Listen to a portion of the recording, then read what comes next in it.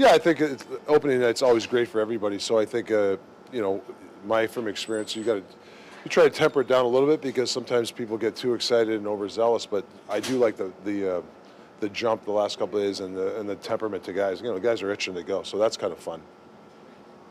Said on the weekend, Artie. It is Artie gets. Yeah, Artie's playing tonight. Yes. Yep. On opening night, I mean, is it different when you're a team like you were last year, hadn't been in the playoffs for good, dying to get in, as opposed to now, you've got different expectations longer term? Is it tough to get as motivated for opening night? I don't think so. I think every year everybody has the same, mentality. I mean, last year guys, they wanted to have a great start. It's the same thing. Like this year, it's the same thing. And I think if you just go by game, I know it's a cliche, but if you just have that attitude, I think it's just better. And I think tonight, yeah, it's opening night, but it's Calgary, and we just got to worry about tonight's game. We'll worry about tomorrow. I think that's the best way to approach these games. How much of just last year owning the day, Rick, whether it was practice, a game, or whatever, how much do you think that played into last year, what you guys were able to accomplish by not looking too far ahead, and how can that help you again if you take the same mantra?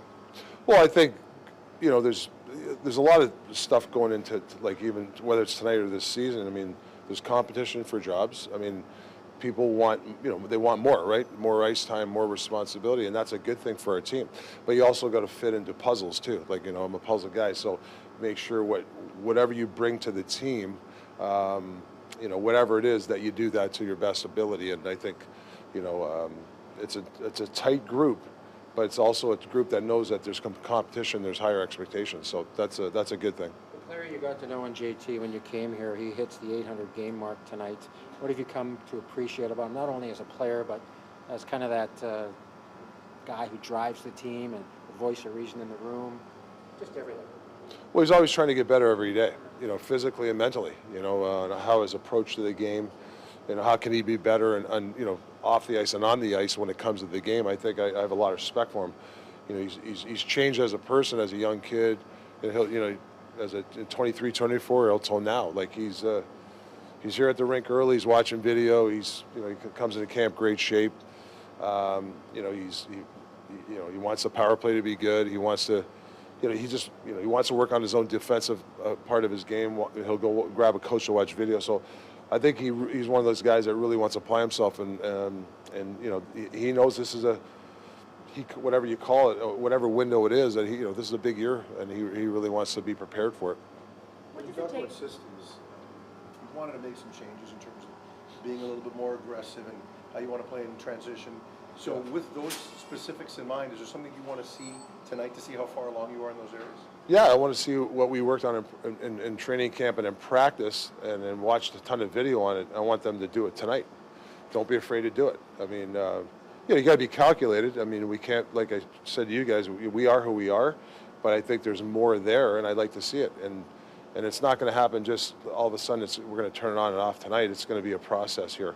But I do want guys to step out a little bit and find those things that we talked about. Don't worry about having the safety net underneath you. Like, it's okay to let it hang out, but like I said, we got to find that sweet spot. What does it take to hit 800 games in the league? That's hard. I mean, it's hard. It's hard. A lot of things got to go your way. You got to be like, sometimes injuries, you're unlucky. You can be in the greatest shape, but something bad happens on the ice. So you got to be a little bit lucky, but also the testament of your strength of the physical part, and then the mental part. It's hard to play a lot of NHL games. It's a lot of back-to-backs. It's traveling. It's this. There's a lot of ups and downs. So it's hard. It's a great milestone for JT.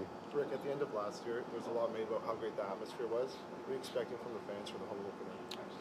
Yeah, I think they're expecting more. I'm not sure at the start of the year what they were expecting. I think they wanted to see a team that worked hard. I thought they saw that, and they saw, they started to believe in the team as the season went on. Now they're going to expect more. As a player, you always expect more from yourself. You just got to be careful that, you just don't get. Sometimes guys get nervous, when there's a lot of pressure on you. And I think we did a good job last year, and even this year we've talked about that, blocking out that sort of stuff and just, worry about the game. Rick, will you play the way you practiced yesterday? Like, is Ratu the odd man out tonight, or does Ratty get in there? Or? There's a good chance Rats will play tonight. We're still haven't decided at this minute, but he's got a good shot at being tonight. How important is it, you've been to carry young players like Ratu and you've talked about Baines, how important is it that they actually play, or is that not necessarily a priority, you just want more in the group? Yeah, I think as a philosophy of the team, I don't think having a young guy sit around is a good thing. But my philosophy early in the season, you want to get them in, but it's okay if they don't play a game here or there and they're with the big team because they can practice. And then later, if, for whatever reason, I don't say it doesn't work out, but we feel it's better to go down. I'd rather do that personally. I'd like to have them with me for at least a couple of weeks and see how it works, whether it's in a game or practice. Baines, for instance, I think him being, the last week practicing with us and stuff like that. And I'm not sure. I haven't talked to Patrick yet with the paper and all that stuff, the paper, the waivers and all that stuff. He's a possibility of getting called back up and been practicing with us. I believe in that instead of going and playing a couple of games in average right now. But those philosophies can change in a week or two. What if Ratu does Pelusins? Well, it could probably suits. He's not 100%. He could play, but he'd be the odd man out if we go that approach. What about the message it sends to young guys in the organization, Rick, about not only getting them here, but rewarding them on effort and getting them into the lineup? I mean, guys are very wary of what's happening in the parent club. What do you think that means when you show that kind of faith in whether it's Ratu or Baines? Yeah, you always want to get youth in the lineup, but you don't just give youth just because you want youth in. They have to deserve it, and I think it's, you're looking for some qualities in those guys, and Rats has that, and Baines has the stuff that we're looking for. So I think it's a good thing, and it pushes competition, but it's also, when you get youth in there, it just, you can't have 6 or 7 really good guys in the money. Then, in 2 years, you're going to have about 8 guys on waivers. So you have to have that underneath developed guys that when they're ready, they got to push jobs. That's just the reality of a good franchise. What do you make of what you have on the back end at 5, 6, and 7? You talked about forwards, you talked about Desharnais wanting to get some work done, and of course you've got Juleson as well. What do you make of what you have there? Well, I like the fact that, even Forsey, he knows who he is, but, just in preseason, just his positioning, getting in front of people, he's a really good penalty killer, he shot. He's tough to play against, and we're going to work on Vinny a lot this year. I think he's going to really. I think his game's going to go even higher under Footy, and Gonch is going to, when he's in town, has been working on him a ton. I think he's a guy that can really take his game another level. They're just tough guys. We want to be a hard team to play against in our back end. In another year, maybe Friedman sticks after the kind of camp and preseason he has, but the reality of the cap and everything. What do you make of what he did accomplish when he was here? Yeah, Freeze deserves to be he's, unfortunately because of the numbers, but, he could be easily called up too if we work it out. I like carrying 8 defense, but right now, I don't know how we're going to work it out in the next week or two, but he's had a really good camp. You get a rash of injuries, Freeze can go in there and give us good minutes. I mean, I don't know if a lot of teams have that depth that we've got, and we got these young guys are pushing too, Carell there and Pedersen and, getting Branston. I mean, these guys are pushing jobs too. Looking at the notes today, Gonch has the title defensive development coach. Has his role on your staff changed over the course of the summer? No, he's the same. Yeah, he's more when he comes into town. He'll be 2 weeks at a time.